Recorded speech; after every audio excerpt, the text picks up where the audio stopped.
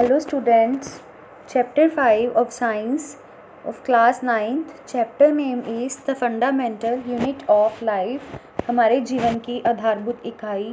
हम पढ़ रहे थे प्लाज्मा मेम्ब्रेन के बारे में। So let's continue. What will happen if we put an animal cell or a plant cell into a solution of sugar or salt in water? क्या होगा अगर हम किसी एनिमल सेल को या प्लांट सेल को शुगर के सॉल्यूशन में या साल्ट के सॉल्यूशन में रख दें? One of the following 3 things could happen. इन तीनों चीज़ों में से कोई एक चीज़ हो सकती है। First is if the medium surrounding the cell has a higher water concentration than the cell, मतलब कि जो सेल के बाहर वाला सराउंडिंग है, मीडियम है, वहाँ पर पानी की कंसनट्रेशन ज़्यादा है सेल के अंदर से, meaning that the outside solution is very dilute, the cell will gain water by osmosis. तो हमने ऑस्मोसिस प्रोसेस में क्या पढ़ा था? Flow of a material from higher concentration to lower concentration, but when this material is water then it is called osmosis. तो बाहर वाला जो पानी है उसके सेल के अंदर चला जाएगा क्योंकि अंदर वाटर की कंसनट्रेशन कम है। Such a solution is known as hypotonic solution. Water molecules are free to pass across the cell membrane. Cell membrane, plasma membrane का काम ही ये होता है कि जो वाटर मोलिक्यूल्स, मतलब जो बाहर का मटेरियल है, उसे अंदर जाने के लिए वो परमिट करते हैं in both the direction, but more water will come into the cell then will leave. Means वो बोथ डायरेक्शंस की बात ये हो रही है, अंदर वाला बाहर आएगा, बाहर वाला अंदर जाएगा, लेकिन जो बाहर वाला वाटर है वो ज़्यादा अंदर जाएगा क्योंकि अंदर उसकी कंसनट्रेशन कम है। The net result is that water enters the cell. तो नेट रिजल्ट यही मिलेगा कि जो वाटर है वो सेल के अंदर चला जाएगा, जिससे क्या होगा? Water will cell will swell up. Cell जो है वो उसका साइज़ बड़ा हो जाएगा। सेकेंड क्या हो सकती possibility?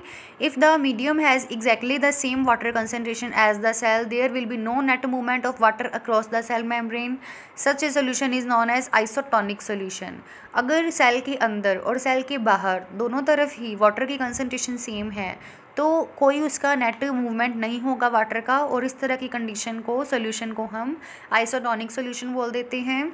Water crosses the cell membrane in both direction. बाहर से अंदर भी जा रहा है और अंदर से बाहर भी आ रहा है, लेकिन जो ओवरऑल चेंज है वो ज़ीरो रहेगा, तो सेल का साइज़ सेम ही रहेगा। थर्ड क्या हो सकती है possibility? If the medium has a larger concentration of water than the cell, lower concentration of water than the cell, meaning that is it is very concentrated solution, the cell will lose water by osmosis. अगर बाहर पानी की concentration कम है और cell के अंदर inside water की कंसनट्रेशन ज़्यादा है, तो अंदर वाला वो जो वाटर है वो बाहर आ जाएगा। इसे हम हाइपरटोनिक सोल्यूशन बोलते हैं, और ऐसा करने से क्या होगा कि जो सेल है वो श्रिंक हो जाएगा। तो इन तीनों में से कोई एक चीज़ हो सकती है अगर हम एनिमल सेल या प्लांट सेल को एक सॉल्यूशन में डिप करके रखते हैं तो osmosis is a special case of diffusion through a selectively permeable membrane.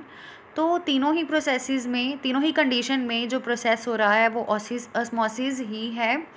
So let us try out the following activity. Activity 5.3 osmosis with an egg. Egg में osmosis किस तरह से होती है?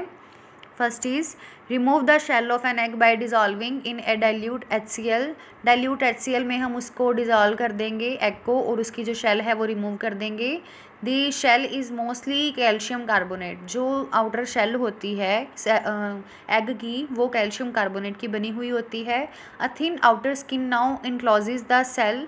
Put the egg in pure water. उसकी वो shell निकालने के बाद हम क्या करेंगे? एग को पानी में डाल देंगे 5 मिनट के लिए। हमें क्या देखने को मिलेगा कि जो एग है वो बड़ा हो जाएगा, उसका साइज़ स्वेल हो जाएगा। ऐसा किस लिए हुआ कि बाहर वाला जो वाटर था वो ऑस्मोसिस से उसके अंदर चला गया। Then place a similar de-shelled egg in a concentrated salt solution and observe for 5 minute. देखो यहाँ पे डिफरेंस ले रहे हैं। ऊपर लिया था हमने डाइल्यूट HCl। डाइल्यूट का मीनिंग होता है कि बाहर जो वाटर की अमाउंट है वो ज़्यादा है, अंदर कम है, और कंसनट्रेटेड का मीनिंग होता है बाहर कम होना अमाउंट का और अंदर ज़्यादा होना। तो ऐसा करने से क्या होगा? ऑस्मोसिस तो होगा, लेकिन अंदर वाला जो वाटर है वो बाहर आ जाएगा, तो इससे एग जो है वो श्रिंक हो जाएगा। इसीलिए हम एग को डाइल्यूट HCl में डिप करके रखना अच्छा समझते हैं as compare to concentrated water. Then water passes out the egg solution into the salt solution because the salt solution is more concentrated. तो सेकंड वाले केस में एग है जो वो श्रिंक हो जाएगा। We can also try a similar activity with dried raisins or apricots.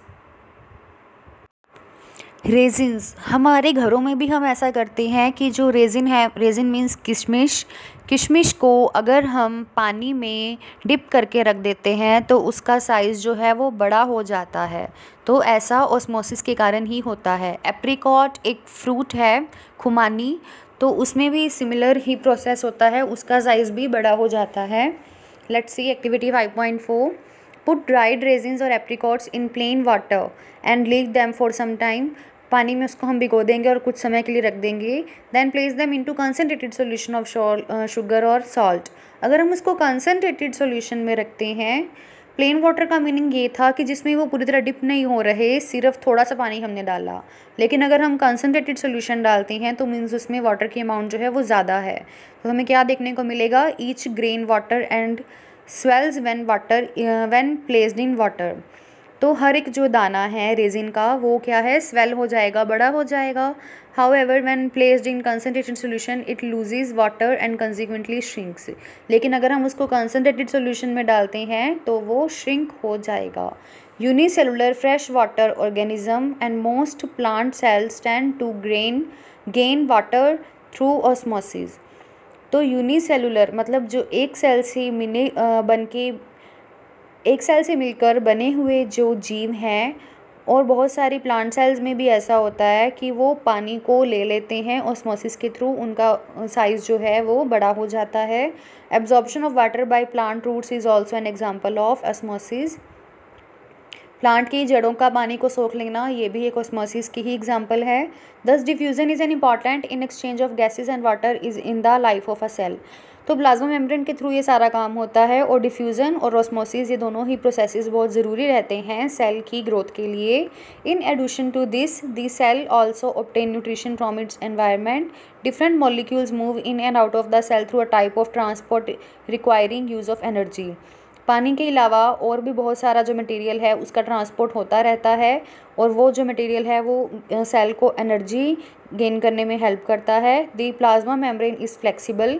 Plasma membrane जो है मीन्स जो सेल की बाउंड्री है वो फ्लेक्सिबल होती है, and is made up of organic molecules called lipids and protein.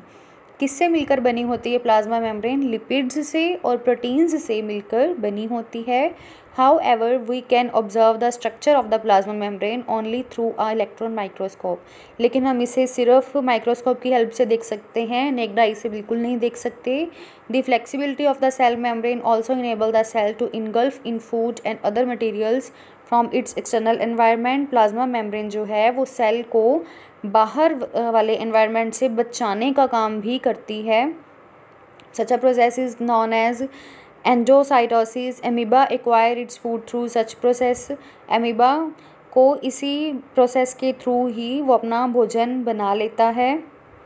Activity 5.5 find out about electron microscopes from resources in the school library और through the internet discuss it with the teacher.